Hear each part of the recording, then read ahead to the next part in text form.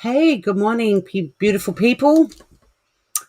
I'm going to do a quick live. I'm going to do a quick live. Hello, Anastasia Beaverhausen. Welcome. Just a quick live today. I'm not going to do hours and hours like I ended up doing yesterday. I'm still exhausted from that, and I'm so hungry too. I've already had breakfast, and I'm ready for round 2 of that. It's unbelievable. It made me think about, I don't know how channels can do 6-hour lives and then have like a half an hour break and then do another 6 hour. It blows my mind.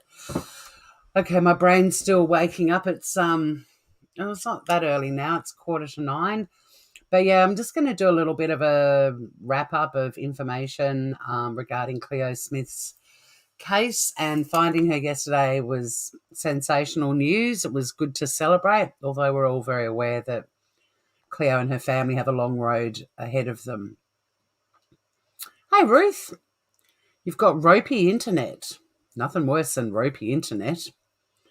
So I thought I'd just do a little sort of update. There's a lot of information already out there about the alleged perpetrator. Hi, Stoner Girl, including his name and a whole lot of information, but I'm not going to be putting that out on my channel. And you'll know why when we have a look at an article and some very sage advice in that. Hi, Crystal Dawn. But yeah, feel free to jump on the Google machine if you really want to go, down that road. But I'm not going to be going into a lot of information about the or the alleged perpetrator, other than what's in the update that I'm going to discuss with you now. So I'm just going to do a quick run through. It's really just a wrap up of how police found little Cleo after 18 days following her abduction from the campground. And then I'm going to end with a little article that's very interesting. It was posted late last night, but I didn't want to go live again. But there's some really good advice in there, and it kind of ties in really, really well with how we operate around here at Traces of Nuts. And then, yeah, it's going to be a beautiful day here. The sun's out. I've got a lot of things I want to do, including getting down on the beach. So I was going to do a beach walk, but my phone is, I need to charge it. Didn't have enough battery to do a decent live and discuss this on the beach, but we might do a little beach walk later. See how we go. But I've got a lot of things to do. A lot of the things I wanted to do yesterday, I didn't do, and I'm not complaining about it because we all had cause for celebration. So I'm just going to share an article from the ABC, Australian Broadcasting Commission website, which really just summarises the whole story. Some of you might be new to it. Others may be very familiar with it. The story, I mean. And then, yeah, a second little article that I want to discuss with everyone for a little while, and then that'll be it for a while. Pardon me. I am going to be following the case and the story as it evolves, and I will go live again when this matter reaches court. Hi, Michelle P. Crystal Dawn, g'day. Priscilla Joe Celery, your name will always make me smile. I love it. I don't know why, but I just love it. I loved your old name too, but Priscilla Celery, it just kills me. So actually, I might put celery on my shopping list. I love celery. So yeah, we'll just have a little chat about the story because it's quite remarkable. I've got a tickle in my throat. I'm trying to decide whether I just go and grab a glass of water or not. Just hang on a sec.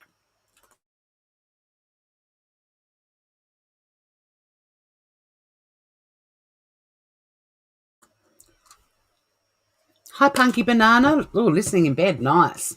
The sun is beaming into my bedroom right now, and I'm not far from my bedroom. I'm looking at it going, oh, could have stayed in there a bit longer. I've been up since 5 as usual. Yeah, so there won't be any major news in these stories. It's just a recap of what happened. You don't know me at all. Hello, beautiful. And then another article that's really interesting that I would like to share as well. And then, you know, down the track, if the matter makes it into court, we will do coverage then. But between now and then, unless there's any sort of breaking news that's worth reporting, like factual information, this channel's not a speculation one. I know that everyone's keen to know what happened and definitely will be interested in following this story if and when information comes out. But there's not going to be any kind of speculating. And like I said, there's a lot of information about the alleged offender out there. If you want to get on the Google machine, you'll find a lot of stuff. I mean, there's even video footage of him in an ambulance, all kinds of things. So you're well within your rights to do that. But at the end of this live, there will be a little message, which we talked about a lot yesterday as well. And, go and find that information, but use it responsibly. Yeah, Punky Banana is a great name too. We've got nuts, we've got bananas, we've got celery.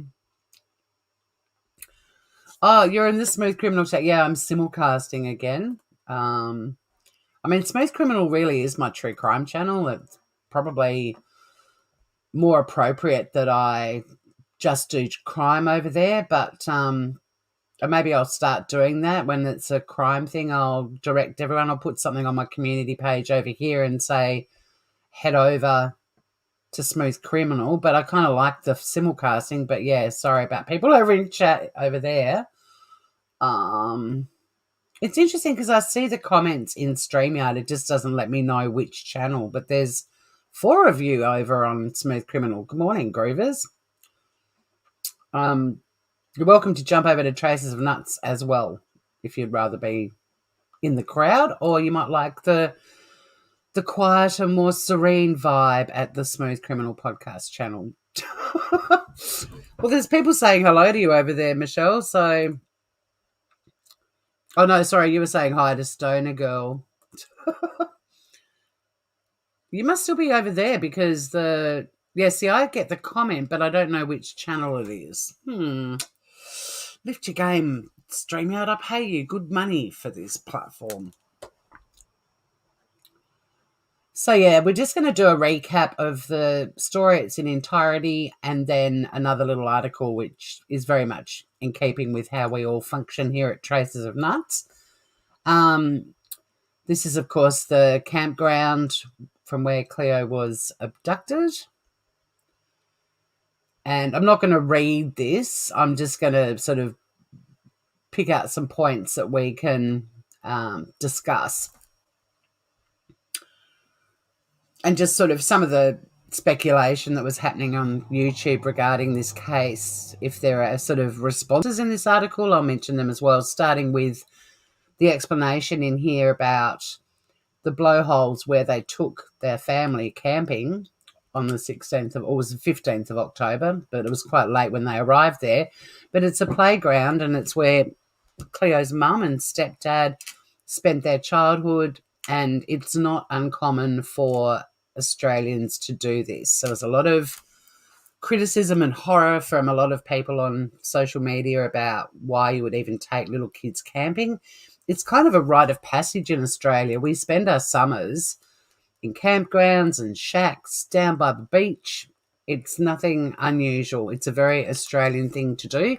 And the other thing is, the campground where they went is not only where Cleo's mum and stepdad spent a lot of time as kids, but it's only 76 k's from where they live. It's just up the road. It's not even an hour's drive.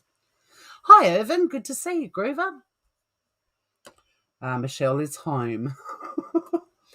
So that was one thing that was being discussed a lot. It's just the way we are. We're a massive country. If you put Australia, the main island, over a map of the USA, it's the same amount of land mass, but we all pretty much live around the coastline. There are some people that live in the middle of Australia, Alice Springs, but there's a lot of little remote towns, but for the most part, we are coastal dwellers. And yeah, going camping even with little kids and even babies, is not uncommon. They were going to teach Cleo how to ride her bike without training wheels. They were going to go fishing and play on the beach. All very typical Aussie summer activities. So this is a picture of a little shack. They call that a shack. There's a few little structures at this campground, but for the most part, it's pitch a tent. There were 100 people, over 100 people at the campground that night, but nobody spoke to the Smiths. It is a remote location, but a lot of places in Australia are definitely remote. And yeah, it's about 50 minutes drive north of Carnarvon, which is where Cleo and her family lived, and also where the alleged perpetrator lives and where Cleo was found. There's a bit of information about the camping. This is the spot where they set up their camp. That little circle of rocks is a little fire pit. Josephine Juniper, you change your name more than I do, darling. Yeah, it's a very popular spot, because one thing that was really interesting, Punky Banana, when this story broke, was how many people around Australia know the blowholes. Like, it's a known location. It wasn't some random spot that no one had ever heard of. It is wonderful they found her. Oh, thanks, Josephine. We like to put a bit of info out there. It's crazy, yeah, like literally in Carnarvon, 7 minutes away from her home is where she was found. But apparently where the house is, where she was found, is really close to the police station. Like, she was literally right under their noses.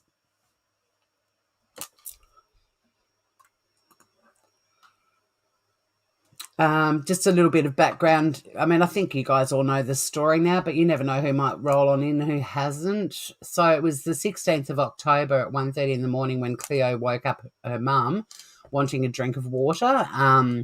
There were quite a few people on YouTube saying she got out of the tent and went and got herself a drink of water. No.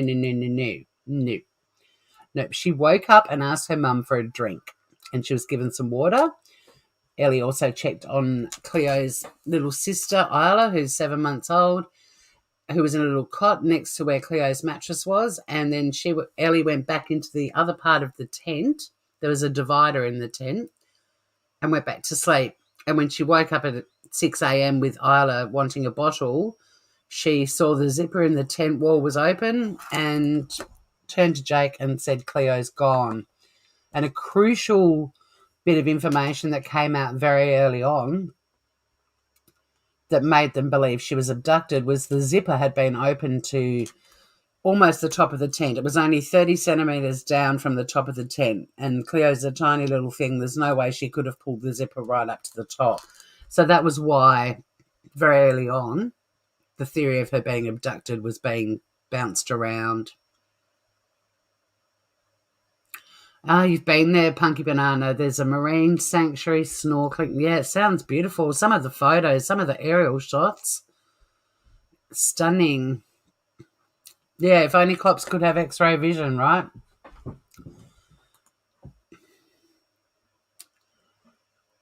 There's a little sign that's got blowholes up the top with 49, and then it's got Quabba 58. They're known as the Quabba blowholes as well.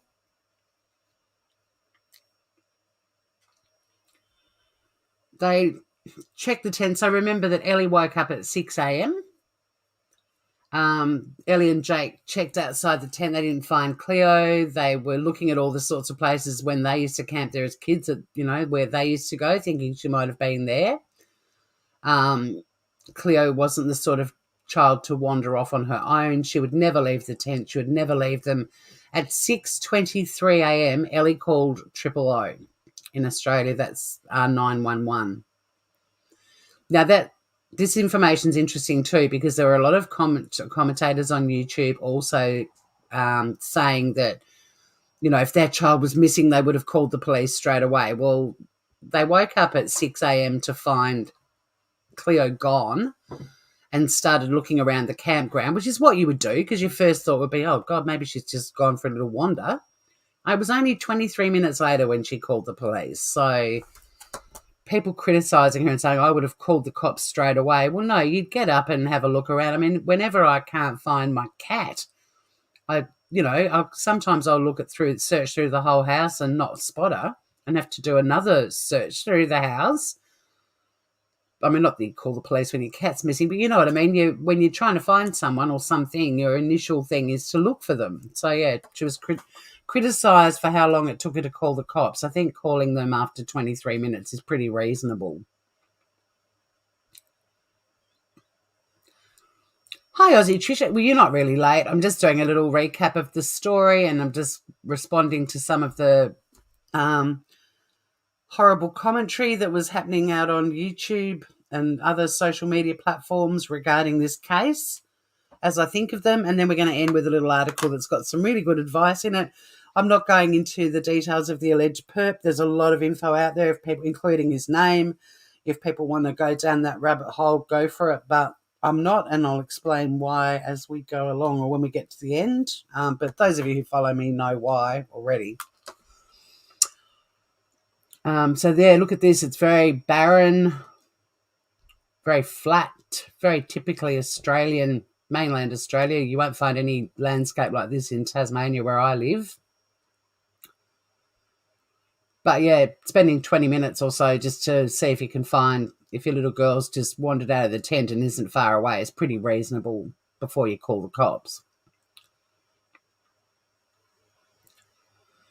So the police car was dispatched from Carnarvon Police Station at 6:30 a.m. under priority 2 conditions, which is lights and sirens, and they can exceed the speed limit, and another car left 11 minutes later, and they were at the campsite by 7:10 a.m. and instantly set up a crime scene, essentially, or what is described in this article as a protected forensic area.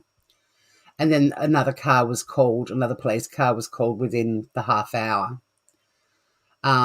Just before 8 a.m, they requested a drone operator from Geraldton, which is a town 5 hours drive south of the campground.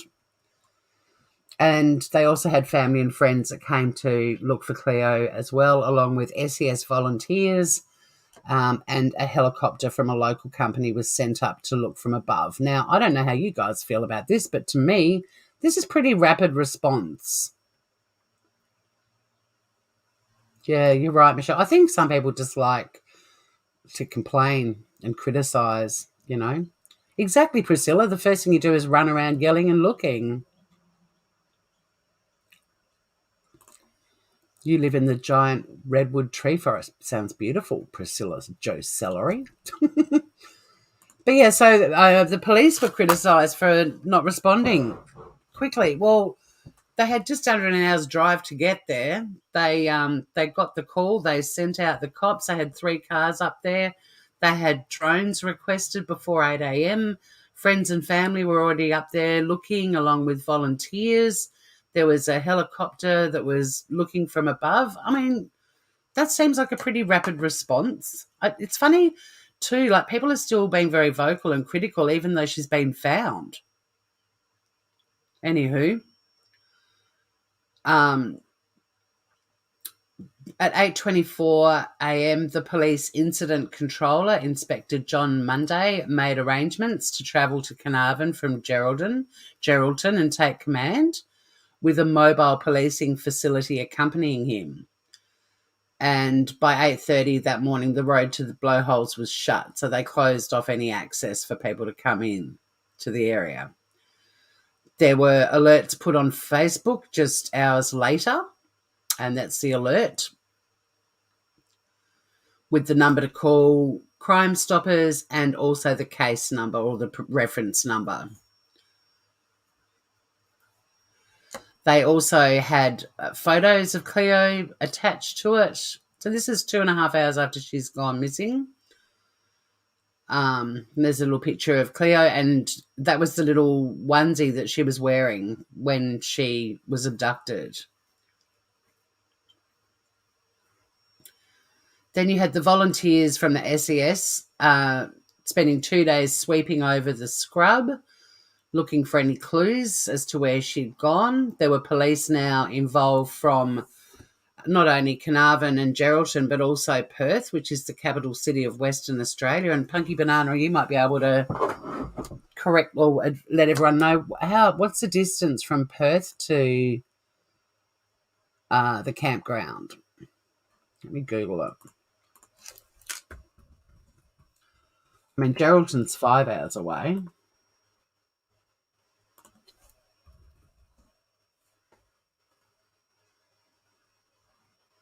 Let's see.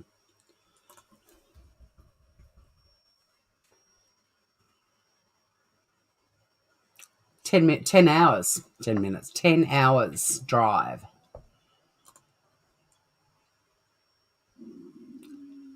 Just under 700 Ks. Oh, it says 933. Maybe there's a quicker route. 9 hours, 57 minutes.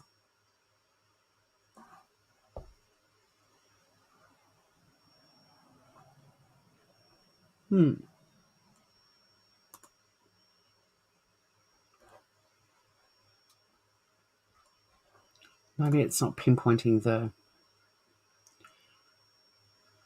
It's a 10-hour drive to Carnarvon.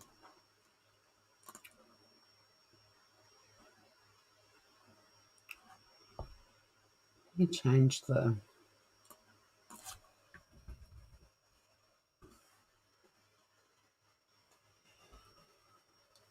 Okay, so, well, Perth to Quobba, 10 hours, 22 minutes.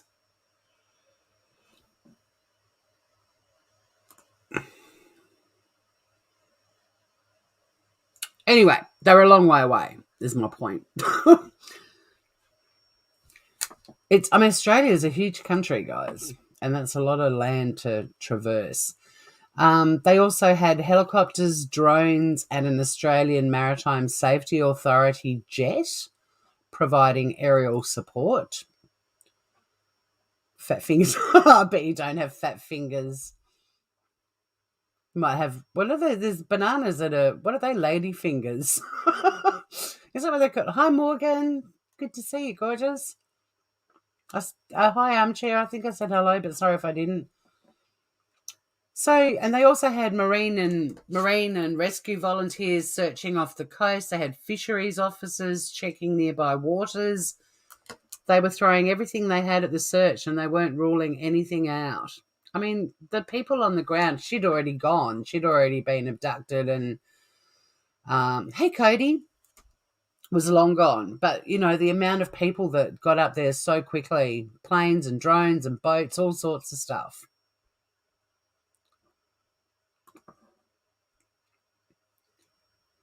There was also, you know, everything on Facebook, social media. It was taking off like wildfire on social media. There was information being handed out to places as far as 1,000 kilometres away from the campsite.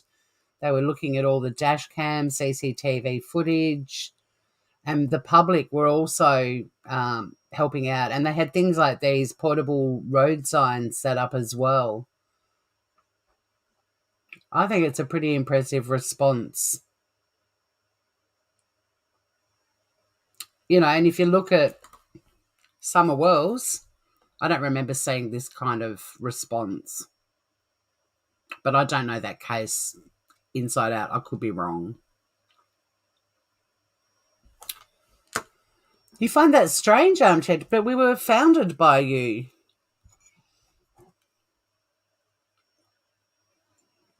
So many UK towns and regions and so on.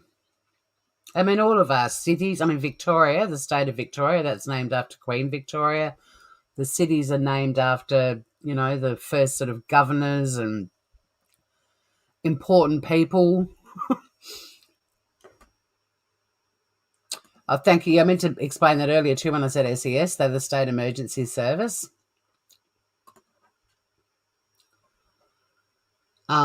More photos were put out of Cleo.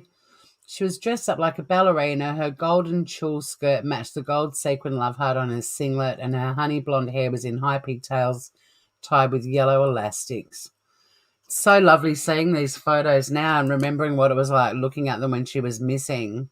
And now that we know she's been found, it's a joyful experience. But before you'd look at them and just go, oh my God, that poor little girl, she's so cute. What happened to her? And now it's like, thank God. Cleo loves princess dresses. They also put out pictures of the red and black sleeping bag, the same brand that Cleo was sleeping in, and also her little onesie that she was wearing when she was abducted. And we chatted a bit about the sleeping bag yesterday and how easy it would have been to pull her out because, I mean, back in the day, our sleeping bags were literally just a tube with a zip up the side, and they were slippery as hell. But the modern ones, they've got these sort of hoods and you can actually tighten them so the baby or the little kid is really snug inside, or adult is really snug. So pulling her out in that, she would have just been like a little caterpillar. Then we had homicide and major crime squads getting involved. And discussion publicly about the possibility that Cleo had been abducted, but they certainly weren't just focusing on that. They were making sure, they were checking every possible theory. I do remember, I think some of you might remember the search and how we're all watching on in horror and hoping for the best. And then there was that terrible weather. And I remember thinking, my God, I hope she's not out in the elements. And also the fact that it prevented them continuing the search for a while. It was pretty bad news that day. It's unbelievable, really, isn't it, Aussie Trisha? It's an incredibly good story. And being happy about it, it doesn't mean we're not aware of what Cleo and her family are going to go through now. They've got a very long road ahead of them. But it doesn't, being happy and excited and celebrating, it doesn't diminish anyone's awareness or understanding of how traumatic this has been for all of them. They were searching all the shacks in the area. They brought horses in to scour the harder-to-reach dunes. Cleo's face was plastered on missing child posters around the town, and the police said that they wouldn't leave the campground until they were certain they'd fully searched the area and know that they did the best to find Cleo. And there's another shot of the campground where they were with that we call them shacks in Australia, these little beach houses. They're called shacks, but this campground you can also pitch tents. Even celebrities are saying harsh things, Cody. Holy shit. Well, when we get to the end of this live, there is a little message. I doubt that celebrities that are saying harsh things will even find my channel, but it's just so important from here on in what people say, especially online.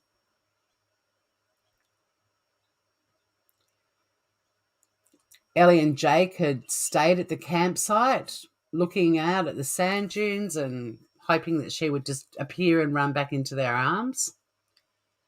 And then it was the Tuesday when the police sat down for their first television interview of Ellie and Jake with the ABC. Ellie said her daughter was strong from the day she was born. I know she can get through whatever she's going through. How true is that? Never a truer word was said. She'd be terrified. She'd be so scared. If you see something, report it. It doesn't matter if it's small or big or if you're sure or not. We want our little girl home. I don't want to go into a lot of detail about how revolting people have been online. We all know. I saw one apology this morning where somebody admitted that they were scathing about the parents. One person. There were hundreds.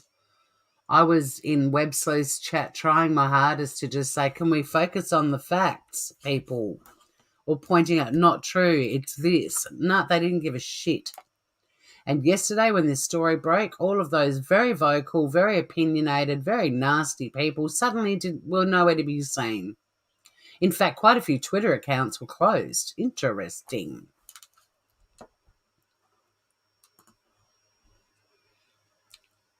God forbid any of them ever go anything like through anything like what Ellie and Jake and Cleo have gone through, and all the people trying to find her. I don't think they'd like to be judged the way they judged so quickly and so harshly. As a child camping, we'd be naughty and throw all our siblings upside inside in a sleeping bag and roll them down a hill. You got the electric fence. Uh-oh. Zzz, zzz. That might explain a bit, you know. Oh, that's a great thing to suggest. Yeah, you'd think with technology we could reach through the screen to slap. I love Twitter, Aussie Trisha. I prefer Twitter to Facebook. Oh, yeah. And there's beautiful parents, and look at them. Do they not look distraught and exhausted? She was criticised for her hair. Now, they've gone camping in Western. She probably hasn't done her hair for days. They're in braids. But she's also a beautician. So she kind of knows how to do her hair.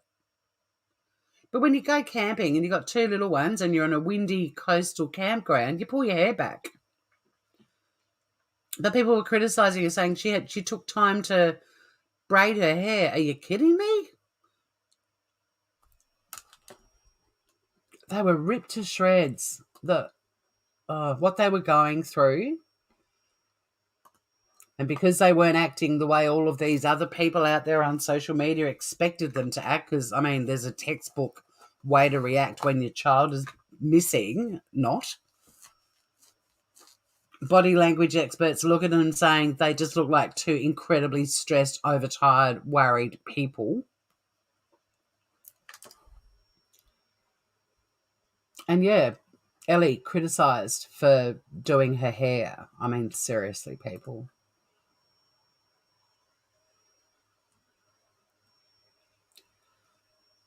5 days after Cleo disappeared, the police stressed the operation was very much still a search and rescue mission. They weren't talking about a recovery mission at that point.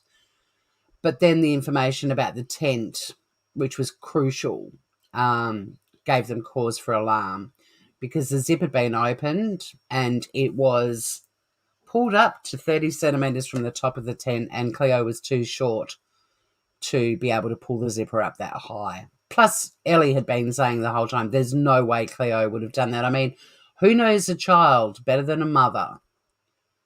Now, if Cleo had been a little Houdini kitty, or had been like my niece Jemima, who was just on the go from the second she could move and was, you know, this kid, my niece, my sister was hanging out the washing one day. My brother-in-law was working on the roof.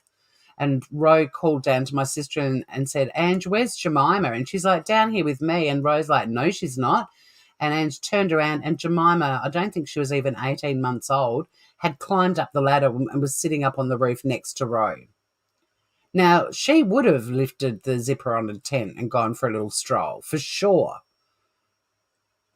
But Ellie said from the start, Cleo wasn't that kind of kid, you know. She wasn't a little Houdini kid.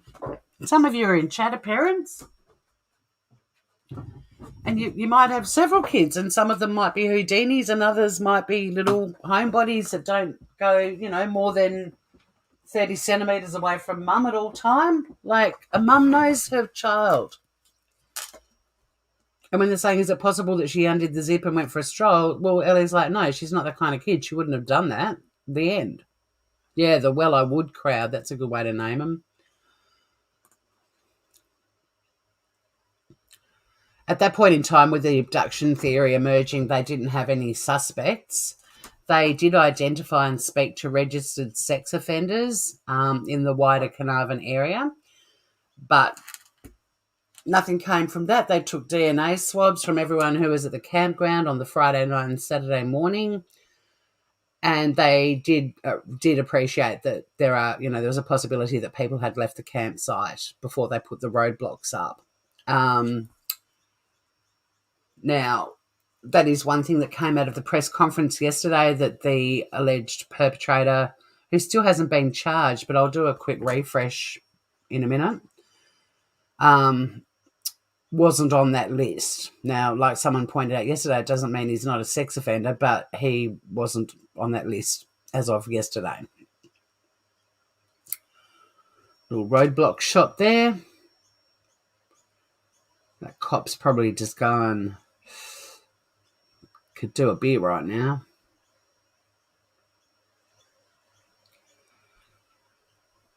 There were more people getting involved, Major Crime Division, and they created a task force to investigate Cleo's alleged abduction.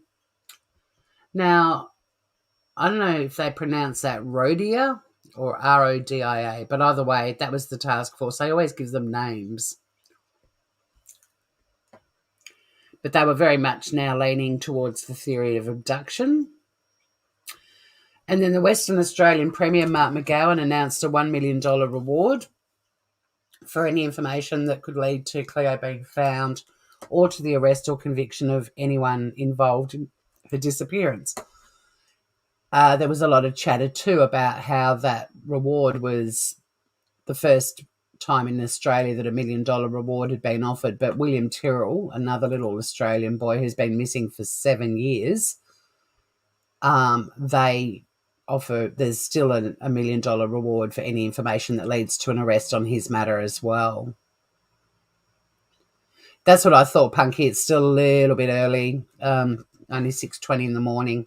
It was just interesting. They did say yesterday in the press conference they thought that they might be laying some charges yesterday. Jemima is in Antarctica. She is. Aussie Trisha, I have 6 adult children. I knew all their foibles. Exactly.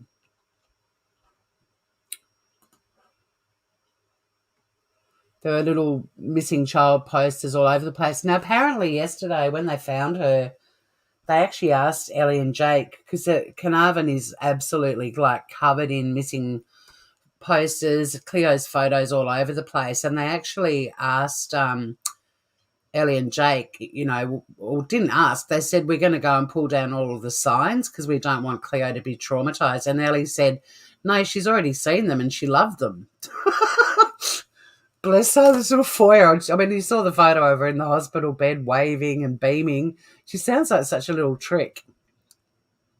But that cracked me up. They were like, I will take them down so she's not further traumatised. And Ellie's like, no, she loved them. You can just picture it. She'd be like, look, there's pictures of me all over the town. Bless her. I love the naivety of children. I just hope she's not scarred too much by this. And then the days just started to roll on by. People started handing in CCTV footage.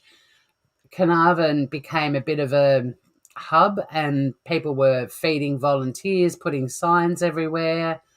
There was also a discussion she may not have even been in the state anymore, which was one of the reasons I'd been following it. And then when they announced, she might even be interstate, I was like, well, put it on my channel because I've got subs all over Australia, and the more of us that get her face out there, if she has been smuggled into another state, she might be spotted. And then some new information came through.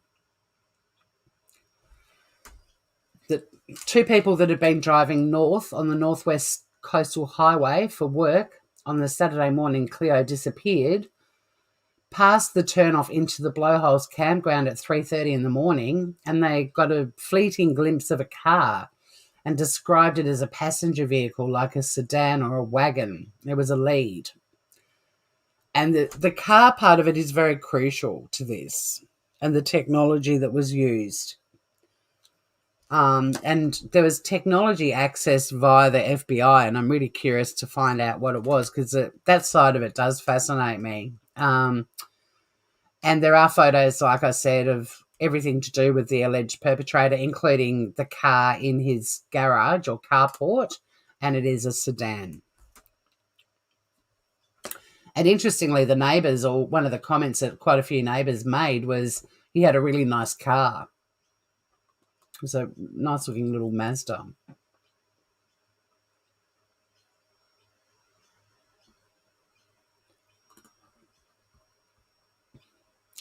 Then it moved into the second week and things weren't looking good. They were following leads. Cleo was still missing. They were asking people to start searching old cars and sheds. They were putting CCTV cameras up in places. Bounty hunters descended. Now, it wasn't Dog the Bounty Hunter. We don't have a reality show in Australia about bounty hunters. The police were searching Ellie and Jake's home. I think it was 3 times in total. But, of course, that ignited a whole heap of new people criticising them on social media. It must be them. Well, it's standard procedure. And the police publicly said that it was standard investigation procedures, and people still decided that meant they were guilty. They were also, at that point, contemplating whether or not this was planned and that Cleo was possibly being stalked even before the family went camping. And that was another reason they went back to Ellie and Jake's house. And they said all of that publicly, yet still the court of public opinion, the court of YouTube opinion, the court of social media opinion read way more into it, just ignored what the police were saying. And I understand people are wary about the police, but seriously, they're trying to find a missing 4-year-old. They're trying to get people to just, here's what we're doing and this is why. They're the facts. Shut up. But nope. The social media hysteria by this point was out of control.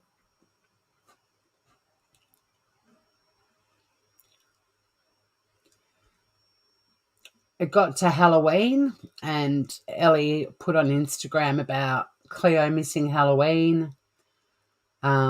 She needs us and we need her. And then only on, I think, Monday this week, the police announced that they'd been sifting through rubbish, 50 cubic metres of rubbish that was collected between Geraldton. Now, I don't actually know how to pronounce this. Is it Manilia? Where's Punky Banana when I need her? Manilia?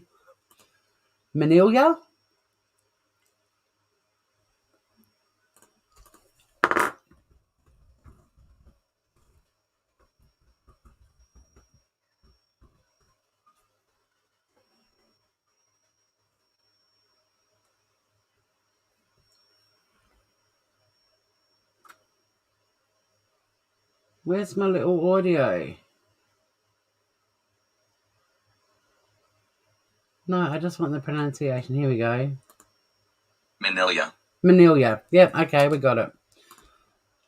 Close enough. Manilia. I don't have that deep dude's voice. Manilia.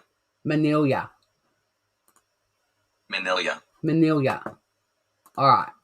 In any event, there was rubbish in Manilia and they searched through it along with rubbish from Geraldton. They were also scouring the dark web for signs of the 4-year-old. Really weirdly, guys, on Twitter yesterday, I clicked on a link that took me to a page that had a link, and I clicked on that, and then it took me to another page that had another link, and I clicked on that, and I shit you not, I was in the dark web. And I reversed the fuck out of there so quickly. But I did hover long enough to see the name of the accused perpetrator. But I was in a part of the internet I've never seen before, and I knew I shouldn't, but well, not that I shouldn't be in there. I knew I didn't belong in there. It was creepy as hell. Zero Bugden. Hello, Gorge. How the hell are you? My 3-year-old was found roaming in my closet at 4 a.m. Shocking. I felt ashamed. I still see Houdini. Everyone's got a Houdini kid, but yeah, them Ellie and Jake are like, well, Ellie in particular, she's not that kind of kid. She just wouldn't do that. Like, a mum knows her kid better than anyone.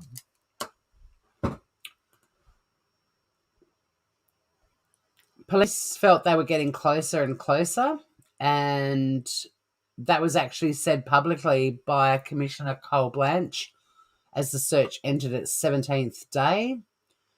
He did admit that it was difficult to keep the hope up, but they were still absolutely focused on the case, trying to bring Cleo home. And as the sun set on the 17th day, they put together the information they'd been looking for, and it pointed to a particular house in Carnarvon. Now, there are photos coming up of the house. It's nothing special, according to this article. It's a housing commission house, which for those of you outside of Australia, we have a housing commission which offers residences at heavily discounted, subsidised rental to people that might be on social security benefits.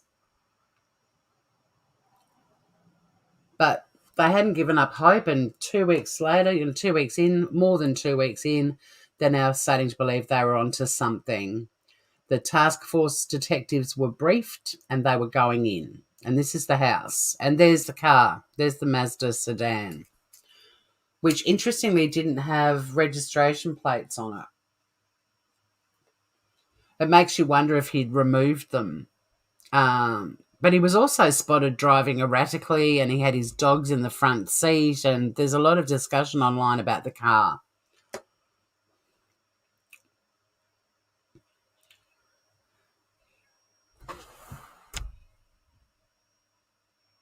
What's up, Sonny?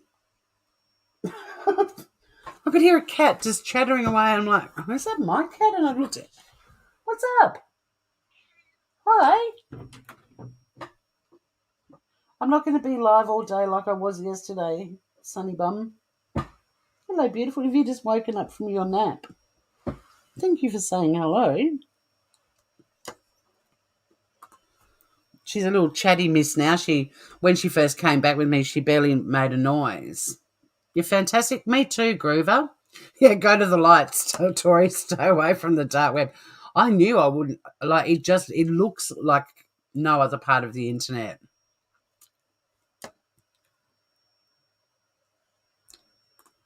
This is too sad for you? I'm just doing a quick summary. We went live yesterday about her being found safe and well.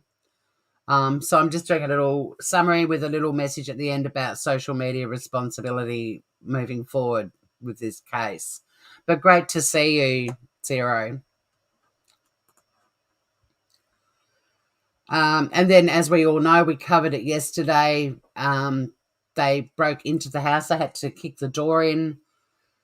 They went into. Everyone's got a bit of a crush now on Detective Senior Sergeant Cameron Blaine, and he went into one of the rooms and saw a little blonde girl sitting in front of him. He asked her, "What's your name?" And another officer scooped her up. He asked her again, "What's your name?" She still didn't answer. And he asked a third time, "What's your name?" And she said, "My name is Cleo." And that's a photo of her that was taken at the hospital. Hi. Do you want to be part of the action? I'm not camming up today, Sonny, so you don't get to see all of your fans.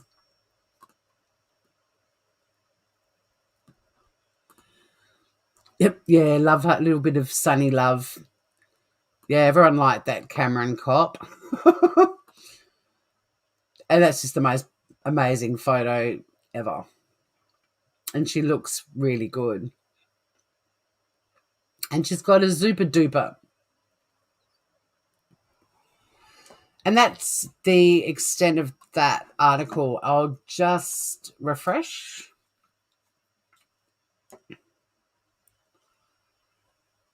And there's another update half an hour ago.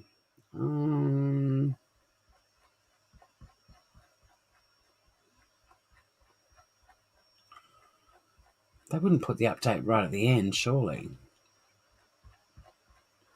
Sorry if it's a bit stroby with me scrolling down.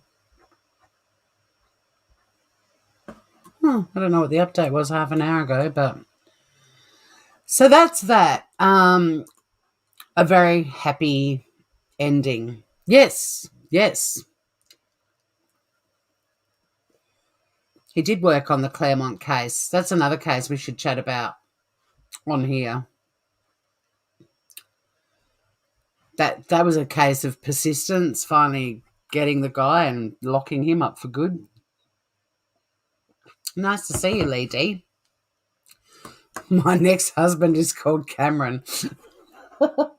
I think seeing those sort of Aussie burly cops getting emotional and teary, and when he said, "Oh, we all wanted to take turns holding her," I mean, does your heart not melt? So I'm going to share a second article, and this is how I'm going to wrap up my live. And I know that I'm preaching to the converted here. We're all smart and reasonable people in here, but someone might stumble across this live and take note. Really interesting article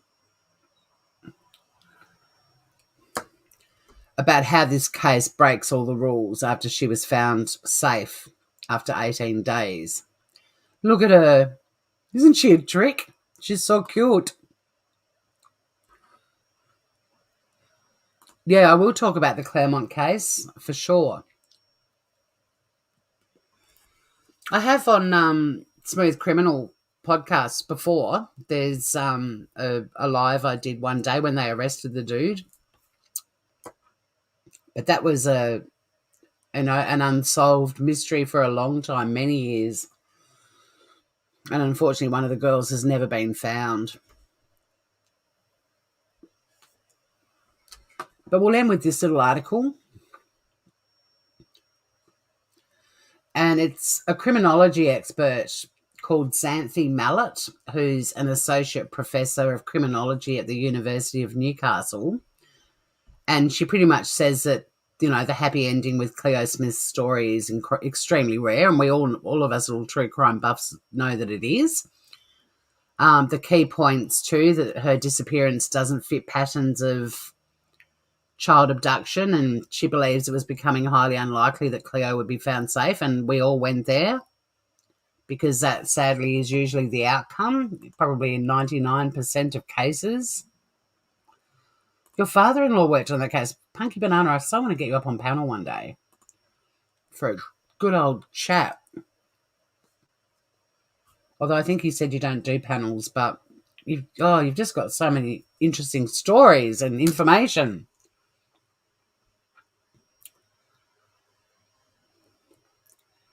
So Xanthi goes on to say it's going to be interesting as we go forward, as the police release information to tell us what the motive was, because this does not fit the pattern of a normal child abduction case.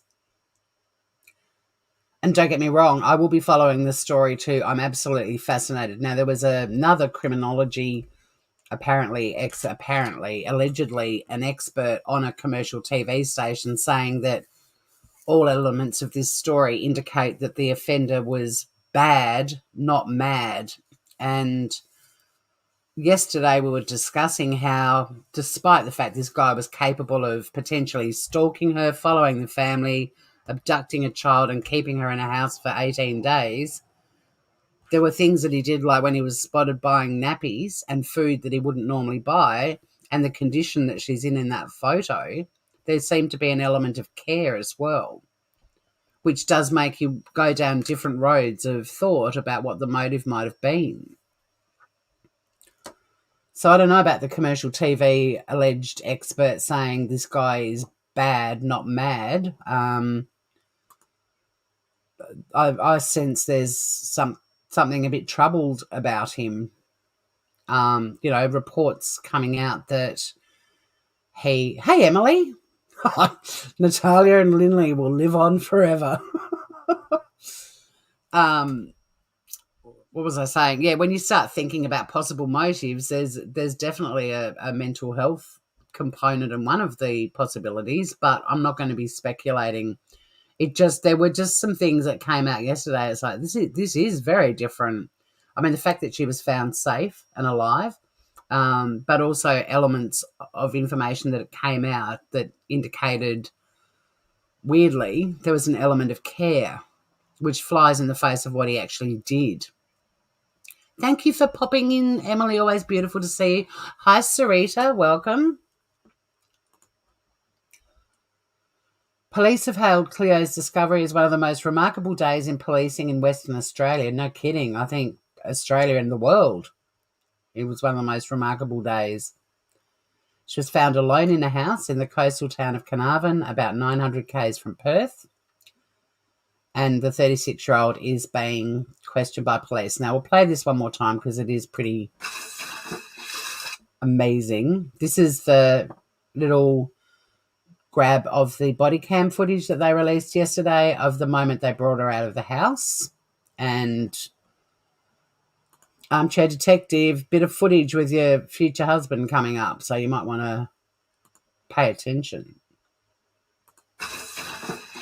Yes. Cleo, my name's Cameron. How are you? Are you okay? We're going to take you to see your mummy and daddy, okay? Is that good? One more time. Yes. Cleo, my name's Cameron. How are you? Are you okay? We're going to take you to see your mummy and daddy, okay? Is that good? Now, the volume is pretty low on that, but he says, Cleo, my name is Cameron. Are you okay? And she nods, and he says, we're going to take you to see mummy and daddy. Is that okay? And she nods again. Getting moist. You're a cheeky monkey.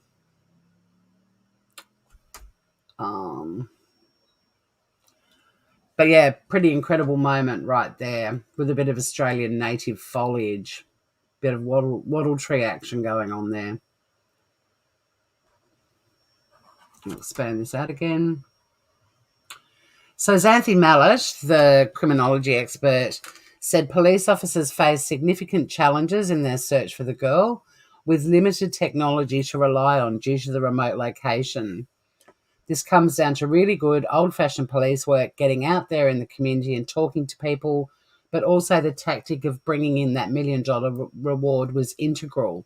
Now, they did access unbelievable technology, is my understanding. The fact that there were a lot of tweets yesterday also thanking the FBI, I suspect they provided a lot of up-to-date technology that wouldn't have been available. But possibly we'll have to wait and see as more facts come out. But I think there was some crucial technological evidence and ways of getting that, obtaining that evidence through technology that certainly helped them work out or narrow it down to the house. Hi, a blank slate. Nice to see you. Emily's going to make sure Natalia and, well, I think Melmel's way funnier than me in that, but she also says we wouldn't normally expect that reward until maybe years or even decades later, and it did take a long time for them to do the $1 million reward from William Tyrrell, but it's not uncommon, or it's not the first time there's been $1 million reward offered. And I should do some research on that. There may be other cases too. But she says that was a very targeted move and a very intelligent move, and maybe reflects the fact police have learnt from mistakes in other cases previously and decided to throw everything at this investigation early on with amazing results. And I agree very much with that sentence, that when police learn from mistakes and change their procedures and make sure they don't make them the same mistakes again, this is how you get this kind of an outcome. And I think there'll be, police forces around the world probably following this with fascination too. Hopefully, because missing children, it's a horrible pandemic worldwide.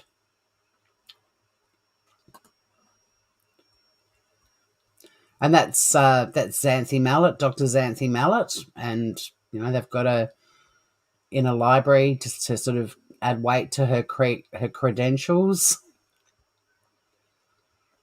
But this is the bit that I want to end on. And she's not the first person to say this. We were saying it yesterday a lot on the channel, and the police were saying it throughout the investigation.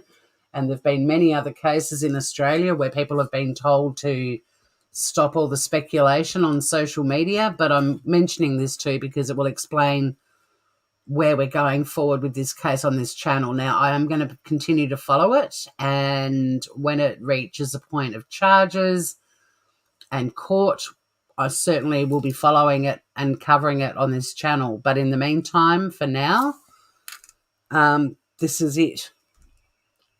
Dr. Xanthi Mallet has urged the public to avoid commenting online about the case. She's urging everyone to exercise caution. Say whatever you like at home, but don't post it on social media. We've had cases that have been jeopardized by people posting things. There will be intense media and public scrutiny now, but we have to allow the justice system to do its job and not prejudice that procedure going forward. Now, there are some channels. Oh, for Sunny, Emily, thank you. Oh, you're so cute. Thank you so much. Oh, you tweeted the police to say thank you. Yeah, that's a good reminder too. For those of you that are on Twitter, you can hashtag the Western Australian Police and send them a message. They've been actually literally sent flowers and chocolates and all sorts of things. But yeah, well said, Aussie Trisha. Yes, shut the fuck up, essentially. So yeah, there will be channels that are going to cover this. There will be channels that will just be responsible and continue to discuss the facts, and that will be it. And I encourage you, if you are interested, and I think everyone wants to know the story and the motive for sure. I'm not saying to anyone you can't go to any of these social media platforms, but please avoid any platforms where there is ongoing speculation, people still saying that the parents did it.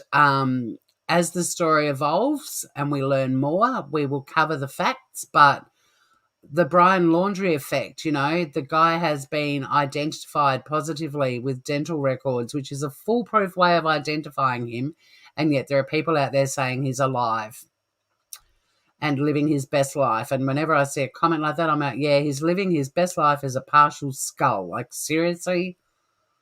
So, yeah, we do have a responsibility. We do need to allow the justice system to do its job, and we definitely will not be a channel that could possibly prejudice the judicial process.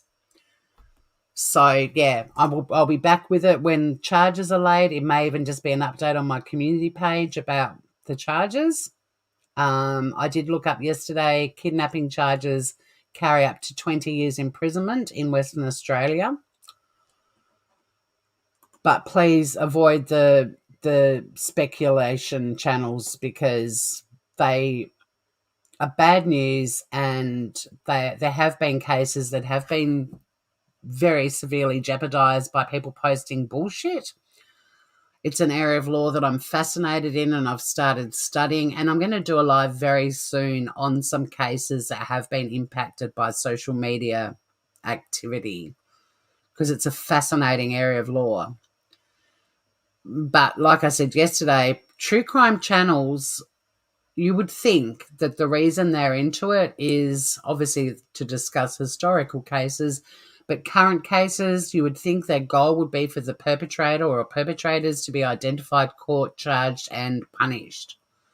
And yet, at the same time, they're speculating and putting crazy theories out there which can jeopardize all of that and almost guarantee that someone who's guilty as fuck can walk free. So just be selective with where you go for channels that are talking about it. Most true crime channels will cover a case and move on to something new. But yeah, if you stumble across channels that are still flogging this for the next weeks, months, years, speculating, analysing. One thing that won't happen in Australia with this case, which did happen with Shanann Ruchek, the discovery is never going to be released to the public. Thank God. Praise the sweet baby Jeebus. Because you can just imagine channels years down the track ripping the discovery to shreds and coming up with their crazy theories. Thank you, Emily. Brian Laundrie's coffin is a shoebox. I actually said that when they were out in the garden bed. They were actually digging a tiny little grave to put his little partial skull in. Probably inappropriate humour, but you know you're going to get that around here. Oh, so many turn cases into a major circus show. And look, I mean, the cops throughout this investigation were telling people on social media to shut the fuck up. Did they? No. You've now got this criminologist saying, like, seriously, say what you want to at home, but don't stick it on social media. I was asked yesterday, because I've got a bit of a hinky meter of guilty and innocent about how I feel about Don and Candace Wells. I really haven't followed that because it was one of those ones that became like the trendy case while all of these other missing children were being ignored. But I will have a look at some video footage of them and I'll let you know what my hinky meter says. My feelings at the moment is there's more to the story and they know it, but I don't know enough to tell you what my hinky meter is saying. Stay in the bushes for the most part. People are batshit crazy on YouTube at Blank Slate. It's truly confuddling, the stuff that we see and hear. I mean, the drama channels that have thousands of people watching them, and then there's other channels putting out really amazing content, and they're lucky to get 3 people watching. I don't mind it. You know, YouTube is great for escapism, but if you're going to go to channels expecting something factual, well, there's not many people on YouTube that seriously want that. So, but yeah, people are batshit crazy. I mean, even my channel's Traces of Nuts. Even I've got a bit of batshit in me, but hopefully I'm on the right side of the fence, the right side of the tracks. But I'll wrap this up shortly. Does anyone have anything else they'd like to say?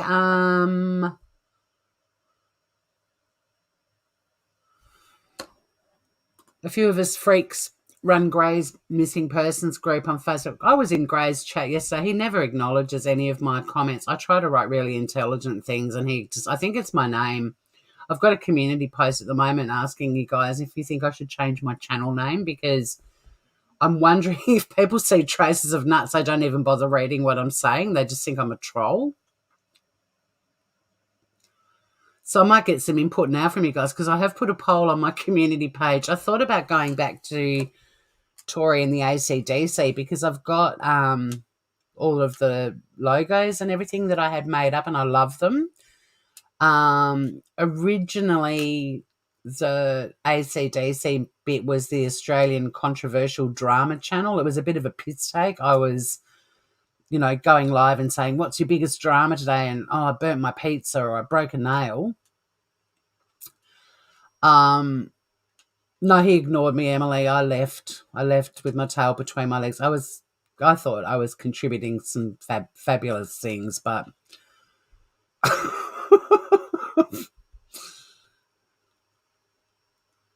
Gray has laser beam eyes for the off comments, so it's good you haven't been noticed. Yeah, but I just sometimes think people see Traces of Nuts and don't even bother reading what I'm saying. They just think I'm a troll. Tory celery would be good. Well, I was thinking about going back to the AC/DC, but renaming what the AC/DC part stands for. And I thought the Adventures, Crimes and Discussions Community, because we go on adventures. We have adventures in the kitchen as well, but we go on adventures like to the beach and in the car. We talk crime a lot because that's not just a passion of mine as an observer, but also a former area of law I practiced in. And then, discussions. So I could rename, like AC/DC could stand for the Adventures, Crime and Discussions Community. But I've still got all the branding. Oh, macadamia nuts are very expensive. Oh, you read my comments, Lady. Thank you. And I was making sense. Good.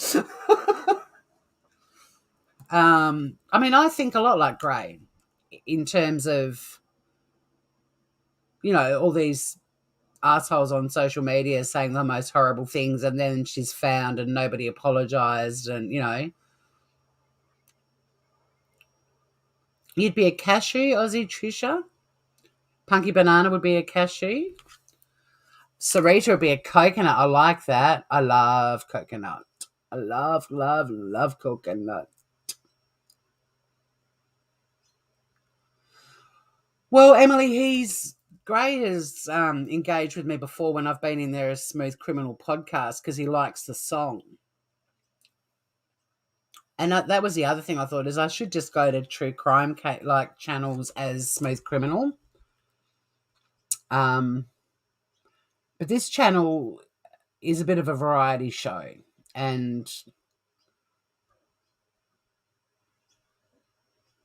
you like that, Priscilla J. Sato, the Tory and the Adventures Crime and Discussion Community. Joey Wilson's responded on my poll. She says, hang on, let me go to the poll. You're a pine nut. Pistachios are yum. Give you a few years, you'll be a walnut already. But see, now you're all having fun choosing what nuts you're going to be. I feel bad if we, I've got cashew nuts as my banner. I do love me a cashew, but coconut, I like that choice.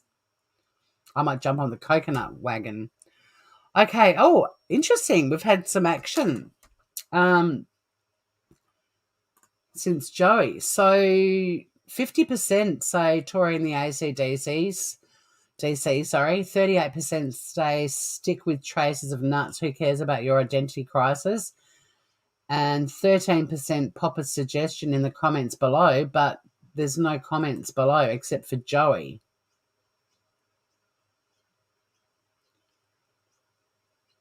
Joey says, you know what is great about your YouTube name? You're far from nutty. I've said this many a time. I feel so smarter just being in your chat. She says, traces of nuts is you to a T. But at the moment, 50% are saying they like the Adventures, Crime and Discussions community. Oh, my God. What to do? Yeah, identity. Well, it's really the channel, not me, but I know I've got traces of nuts, which is meant to be the sort of, it's a play on words, you know. It's meant to be the comedy element of my channel is the nuts bit. There's traces of fun amongst drive therapy and beach therapy and cooking therapy and talking about crime. Flip a coin? Well, I might leave the poll open for 24 hours and see what happens. I mean, I don't mind saying traces of nuts. I think maybe I should just start taking Smooth Criminal podcast into crime discussions. And Gray has engaged with me even back in the day when I was my real name, first name and surname.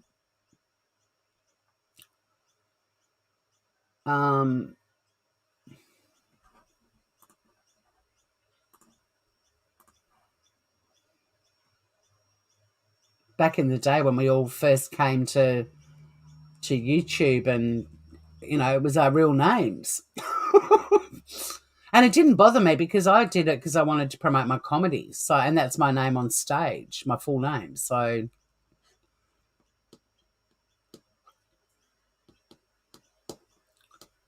yeah, we do some cooking in the Shitty Kitty kitchen. Haven't done any for ages. Oh, Aussie Trisha loves traces of nuts. Macadamia nuts are the most expensive nuts from Australia. It does fit all the craziness on YouTube. I just don't know if I'm being given any credibility though, you know, like if you guys didn't know me and you were live and I rolled into your chat, would you think I was a troll? I know that people can click on my name and go and have a look at my channel and see that I'm a legit over 1,000 subscribers channel, but what would your first thought be if you just saw traces of nuts rolling into your chat?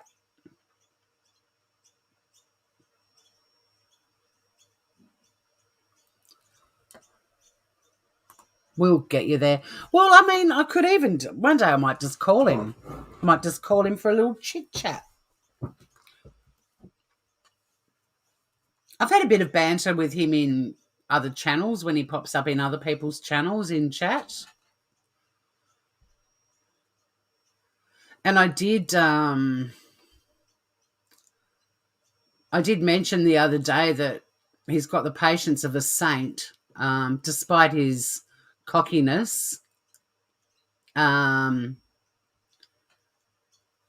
He's got the patience of a saint when he takes phone calls. Not you, Emily, but you seldom look at names. The font suggests a fun channel.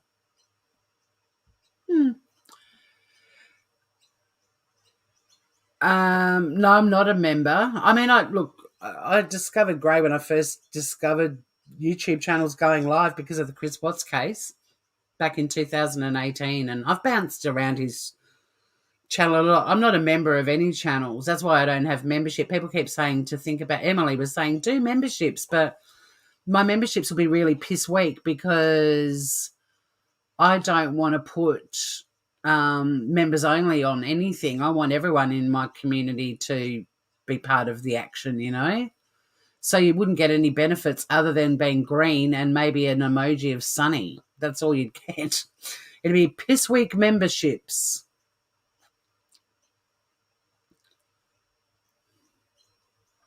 Yeah, he's responded to Smooth Criminal because he likes the song. And maybe that's just what I need to do, you know? Start promoting my little true crime channel. Speaking of, Armchair Detectives reminded me I've got to upload more episodes of the Soft Six.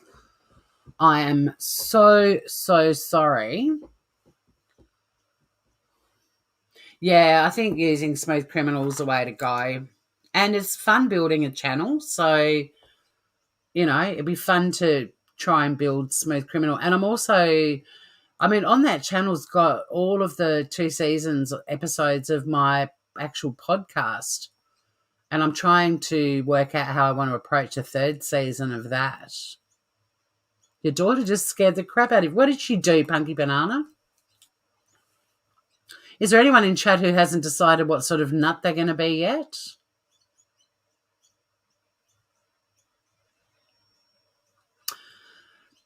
And even though in the poll at the moment, going back to the ACDC's leading, well, it was, let's say I've refreshed.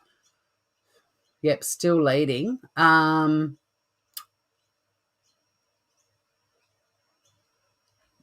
feedback in chat is you guys like Traces of Nuts and don't think that's a negative.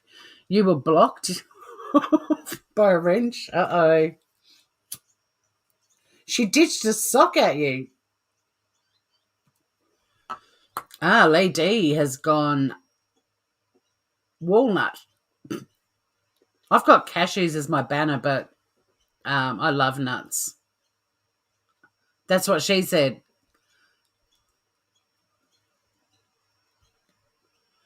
Bit fussy about when I have a Brazil nut. I kind of like them in a mix. I don't like a bowl of Brazil nuts on their own. I love a hazelnut too.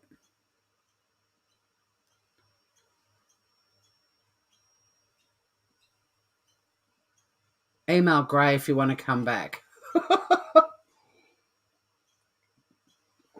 Yeah, pecans are good. Hi, Twiggy. Yeah, people, this is a YouTube observation I've made over the years. If you've been blocked, just contact the creator direct. There's nothing more. Hi, Miss K. There's nothing more annoying when you're in chat and there's someone in there going, I was blocked. It's like they're talking about something interesting right now. They don't give a fuck. Like, you're not blocked anymore because you're in there chatting.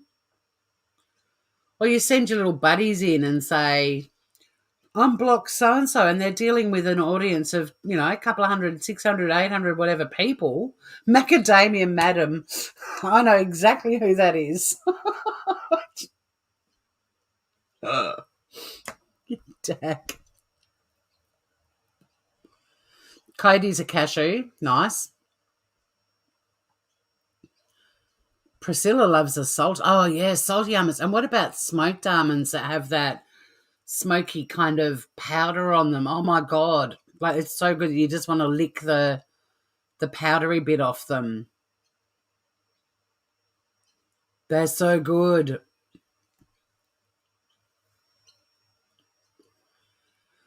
Your 14-year-old, her hands are broken. She sounds like my 14-year-old niece, Lily. Should we hook them up? Great to have you in here again, Punky Banana, and thank you again for your wonderful coverage of Cleo's case. Ruth's a peanut. Hello, Ruth. Yeah, pistachios are yummy. And I love even just shelling them is enjoyable and eating them. You know, nothing better than a big bowl of pistachios just sitting on a table in their shells, and you just shell them and put the shells back in the bowl, and then when it gets to the end, you've got to like rummage for the remaining ones. Thank you, Lee. All of the money that I'm getting at the moment, by the way, guys, I am going to do the love heart trees in my garden. Maybe I could do that today, actually. It's a lovely day. I'm going to go to a plant nursery near me and have a chat about which plants would be good to grow a love heart shape. So when planes and drones and things go over my place, I'll see a love heart growing in my garden, like the forest that's been planted up in Wynyard in Tasmania. There's a little video on my channel if you have no idea what I'm talking about. Oh, cocoa almonds are yummy. And also, has anyone had chai almonds? They coat them with chai. Oh, my God. Yummy. Thank you so much, Lee. That's really sweet. I get a little rush from it. It's cute. I hate it when you're watching a channel and people are given love and super chats or super stickers, but even just love, and the creators ignore it. I have to thank Lee and Emily, who have both given little super stickers towards the and now that I'm all verified and everything, I've got to give AdSense a bit of a plug, because I finally got my PIN number, guys, and I popped it in, and seriously, I reckon it was not even 10 minutes later they'd transferred part of my balance owing into my bank account. It was amazing. It goes into a little Sunny bank account, but I am going to dip into it to buy the little love heart trees. I'm going to go and speak to a dude, and my mate Dave is coming and mowing the lawn on Saturday, so I'll be able to do the digging and planting over the weekend. Oh, you're training a tiny pink rose bush into a heart shape. How cute. So, yeah, check out the little video that I put up the other day of the heart-shaped forest that's been planted in the northwest of Tassie. It's very beautiful, and it's inspired a few of us. I know Joey Wilson's thinking of doing a little love heart as well. But, oh, God, dates stuff with feta. Oh, I don't think I've ever had one of those. You can drop your Cash App, Emily. Go for it. Yeah, it was cool to get my YouTube sorted out.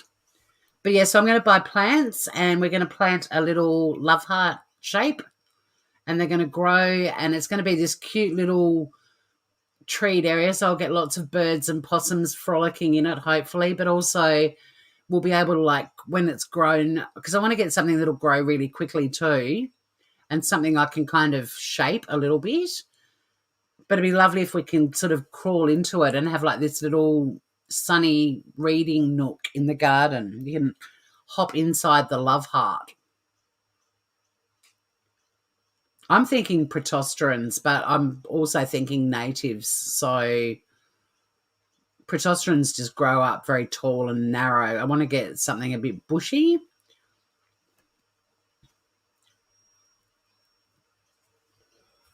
And possums won't devour the natives, but maybe something with a little flower on it. I don't know. I'll keep you posted. I'll go and see Nick today and see what he recommends. I've never had a date with feta. I've had like the little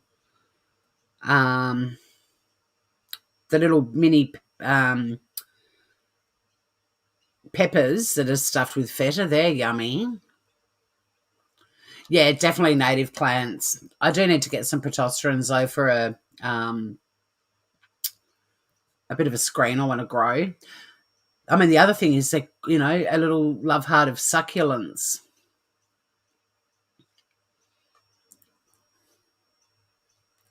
But I've got succulents growing in other parts of my block. So I bought a little plant last year. There's a nursery down here that has a reject table, and they put all the little plants that are like pretty much 3/4 dead out on a table and sell them for like 50 cents. And I bought this one that was just a twig, and I stuck it in my garden, and it didn't do a thing for 2 years, and I had to put like a little tiny fence around it so Dave wouldn't mow it. Anyway, it started to take off this year, and I walked out of my house the other day, and it's got the most amazing coral coloured, but like I'm not really into coral, but this really beautiful coral coloured floral. Oh, macadamia, madam, thank you.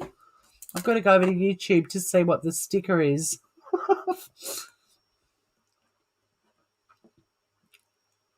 Oh, it's a love heart. Thank you, beautiful. Perfect choice.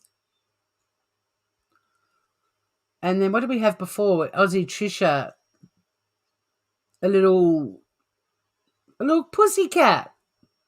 And Lee had a coffee. Yeah, nice. Thank you, guys. Girls. You're so cute. You're so good to me. Where's Emily's Cash App? I haven't seen that in chat. You have a giant Australian fern in your garden. Beautiful. I love an Aussie fern. I've got a few ferns.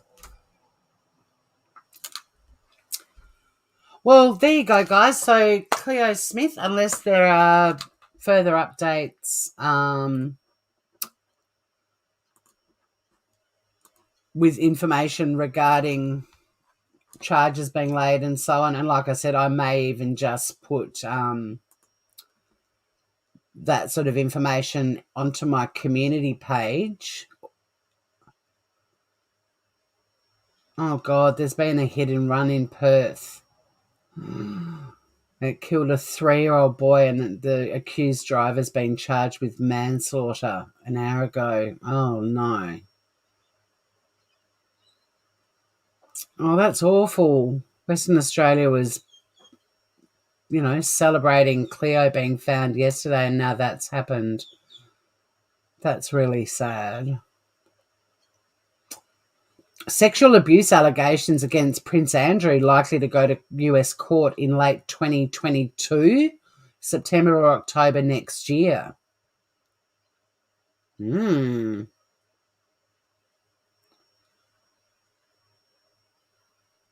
I'll be following that one.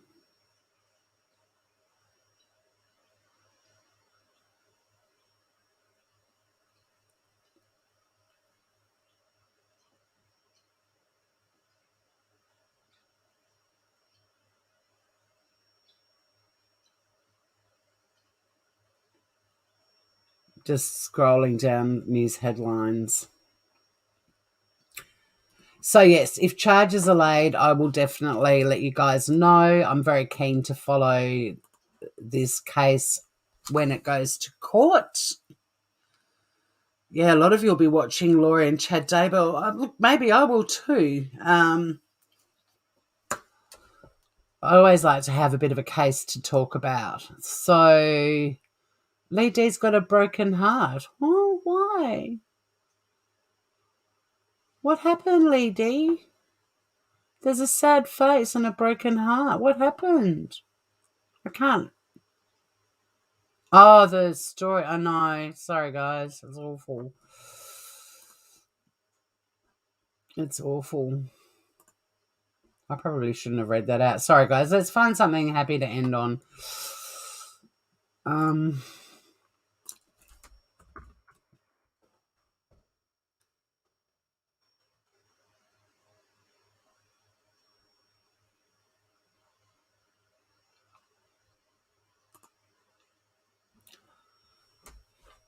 I don't like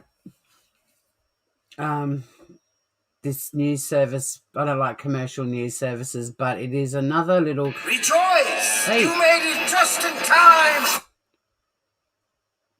Those pop-ups. That's why I don't like... I don't like commercial channels for many, many reasons, but Okay, I've just found a nice little happy Cleo Smith update that we can share.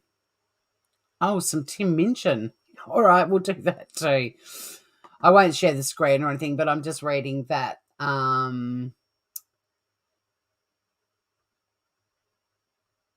Cleo Smith's family spent all night in the same room last night. And there's another article, The Nation weeps and celebrates as little Cleo is found alive and well. Oh, yeah, typical. This is why I can't stand commercial media, mainstream media. I'm pretty sure they all slept in the same room, just cuddling all night. Well, you don't know that. Oh, apparently the accused has been taken to hospital for a second time. No serious injuries. But if we're going to interview anyone, they must be of sound mind. They must be healthy. We've got to make all the right accommodations for this person so we can make the right decisions going forward.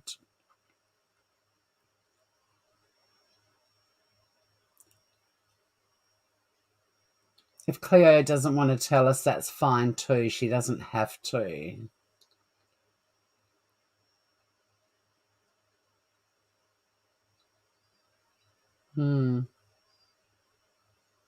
Anyway, that's interesting. Back to hospital for a second time. Like I said too, guys, if you do want to continue following it, just be really selective about the channels that you go to.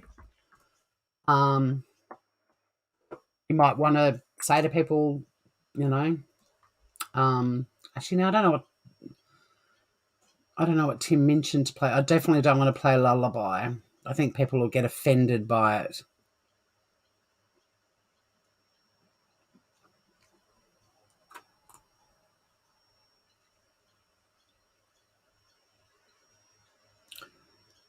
Is there one that you can think of, Emily, that you'd like me to end with? But yeah, Lullaby is my favourite, but considering we've been covering a story about a missing 4-year-old, I don't feel good playing that.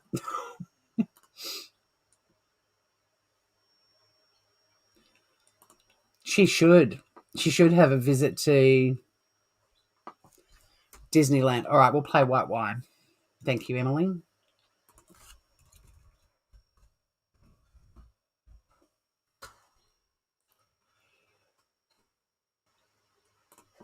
Okie dokie. Let's put this groover up. This is Tim Minchin. He's an Australian comedian and genius. An all-round good guy. And we'll end with him. Thanks again for hanging out, Groovers. Great news once more yesterday with Cleo Smith, but now we'll let the family get on with healing and we will continue to report facts as and when they are released and definitely when it makes its way into our courts. But until next time, stay groovy, everybody.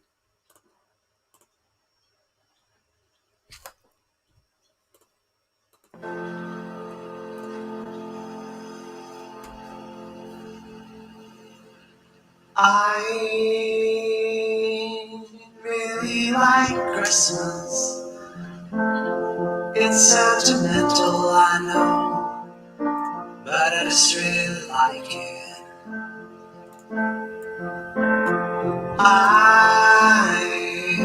I'm hardly religious.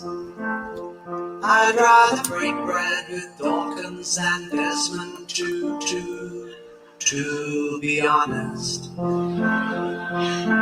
And yes, I have all of the usual objections to consumerism, to the commercialization of an ancient religion, to the westernization of a dead Palestinian press ganged into selling PlayStations and beer.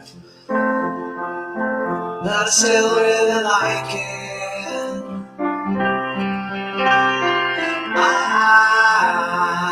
I'm looking forward to Christmas, though I'm not expecting a visit from Jesus.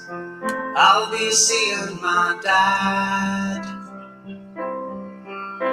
my brother and sisters, my gran and my mum. They'll be drinking white wine in the sun.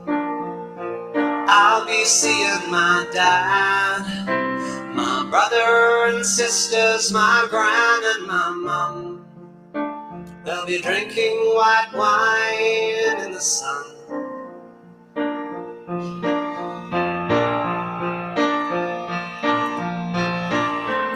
I don't go in for ancient wisdom. I don't believe just 'cause ideas are tenacious, it means that they're worthy. I get freaked out by churches. Some of the hymns that they sing have nice chords, but the lyrics are dodgy. And yes, I have all of the usual objections to the miseducation of children who in tax-exempt institutions are taught to externalize blame and to feel ashamed and to judge things as plain right or wrong. But I quite like the songs.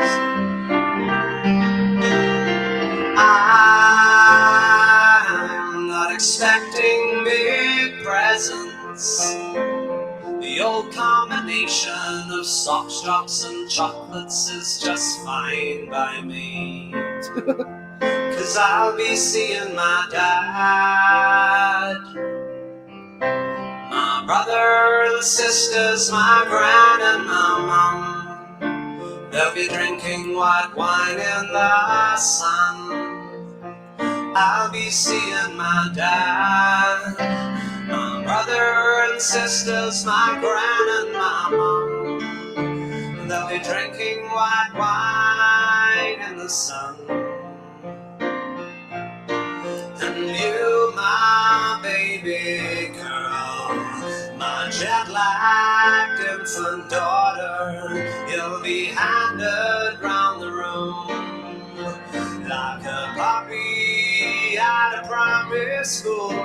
And you won't understand, but you will learn someday that wherever you are and whatever you face, these are the people who make you feel safe in this world. My sweet blue-eyed girl. And if my baby girl, when you're 21 or 31 and Christmas comes around, and you find yourself 9,000 miles from home, you'll know whatever comes. Your brothers and sisters and me and your mom will be waiting for you in the sun whenever you come. Your brothers and sisters, your aunts and your uncles, your grandparents, cousins, and me and your mom will be waiting for you in the sun, drinking white wine in the sun. Darling, when Christmas comes, we'll be waiting for you in the sun, drinking white wine in the sun, waiting for you in the sun, waiting for you.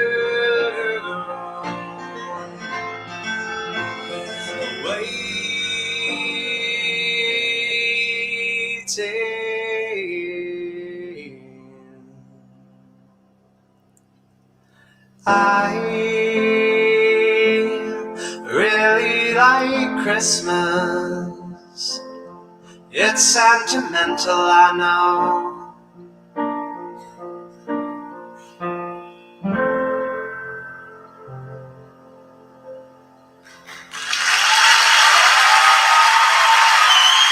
Thanks so much. Thanks so much. Great choice, Emily. I love you nuts. See you all again soon.